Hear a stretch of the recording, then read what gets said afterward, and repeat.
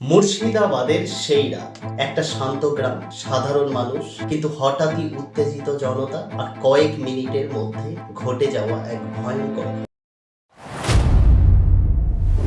নমস্কার বন্ধু। মুর্শিদাবাদ পশ্চিমবঙ্গের একটি ঐতিহাসিক জেলা। এখানে সাধারণ মানুষ শান্তিপূর্ণভাবেই বসবাস করে, কিন্তু 2025 সালে এপ্রিল মাসে সেই শান্ত পরিবেশ হঠাৎই বদলে যায়। হরগোবিন্দ দাস একজন সাধারণ মানুষ, আর তার ছেলে চন্দন দাস, তার জীবন তখনও পুরোপুরি শুরুই হয়নি। কেউ ভাবতেও পারেনি তারা এমন এক ঘটনার শিকার হবে বা হতে চলেছে, পুরো রাজ্যকে নাড়িয়ে দেবে সেই ঘটনা। 12ই এপ্রিলের সেই রাত ধীরে ধীরে এলাকায় ছড়িয়ে পড়ে উত্তেজনা, কিছু অভিযোগ, কিছু গুজব, যা মুহূর্তের মধ্যেই আগুনের মতো ছড়িয়ে পড়ে। তারপর একদল মানুষ জড়ো হয়, সংখ্যা বাড়তে থাকে, আর সেই জনতা এক সময় পৌঁছে যায় হরগোবিন্দ দাসের বাড়ির সামনে। চিৎকার, হুমকি, আর তারপর তাদের বাড়ি থেকে টেনে বের করে আনা। এরপর যা ঘটে তা সত্যি শিউরে ওঠা।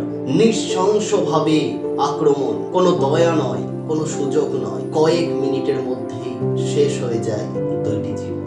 এই ঘটনার পরেই ছড়িয়ে পড়ে আতঙ্ক। পুরো এলাকায় স্তব্ধ হয়ে যায়।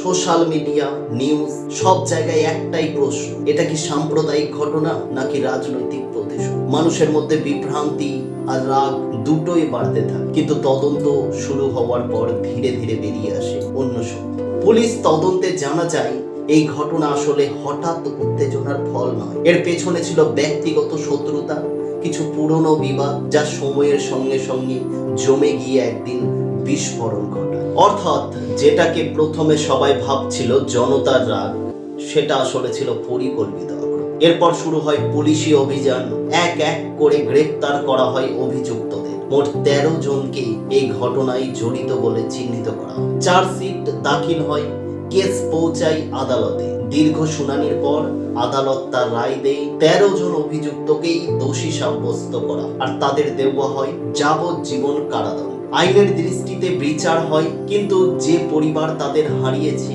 তাদের ক্ষতি কি কখনো পূরণ হবে? তাই এই ঘটনা আমাদের একটাই গুরুত্বপূর্ণ প্রশ্নের সামনে দাঁড় করায়। একটা গুজব, একটা রাগ, একটা ভুল সিদ্ধান্ত কিভাবে কয়েক মিনিটের মধ্যে দুইটা জীবন শেষ করে দিতে পারে।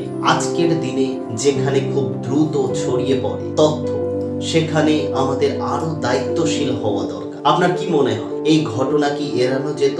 কমেন্টে আপনার মতামত জানাতে ভুলবেন না। আর এরকম সত্যি ঘটনা নিয়ে আরো ভিডিও পেতে আমাদের সঙ্গে থাকুন। ভালো থাকুন, সুস্থ থাকুন। নমস্কার।